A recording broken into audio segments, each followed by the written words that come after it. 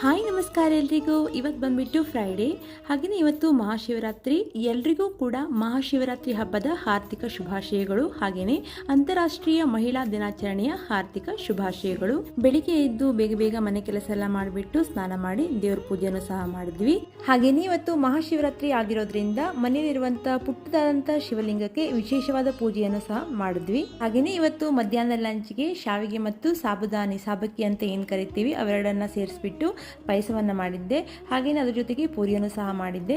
ಸುನಿಲ್ಗೆ ಪಾಯಸ ಮತ್ತು ಪೂರಿ ಅಂದರೆ ತುಂಬಾ ಇಷ್ಟ, ಸೊ ಅದಕ್ಕೋಸ್ಕರ ಪೂರಿಯನ್ನು ಸಹ ಮಾಡಿದ್ದೆ. ನಂತರ ರೈಸ್ ಮತ್ತು ಸಾಂಬಾರ್ ಹಾಗೆಯೇ ಪಕೋಡ ಸಹ ಮಾಡಿದ್ದೆ. ಹಾಗೆಯೇ ಸಮ್ಮರ್ ಸೀಸನ್ ಆಗಿರೋದ್ರಿಂದ ಡೈಲಿ ಮಧ್ಯಾಹ್ನ ಊಟದಲ್ಲಿ ಮಜ್ಜಿಗೆಯನ್ನು ಸಹ ನಾವು ಮಾಡಿ ಕುಡಿತಾ ಇದ್ದೇವೆ. ನಂತರ ನಾವೆಲ್ಲರೂ ಕೂಡಿ ಊಟವನ್ನು ಮಾಡಿದ್ವಿ. ಊಟ ಎಲ್ಲ ಮಾಡಿ ಸ್ವಲ್ಪ ರೆಸ್ಟ್ ಮಾಡಿ ಸಂಜೆ ಆಚೆ ಕಡೆ ಹೋಗಿದ್ವಿ. ಶಿವರಾತ್ರಿ ಆಗಿರೋದ್ರಿಂದ ಪ್ರತಿ ದೇವಸ್ಥಾನದಲ್ಲೂ ಕೂಡ ವಿಶೇಷವಾದಂತಹ ಪೂಜೆ ಸಹ ನಡೀತಾ ಇತ್ತು.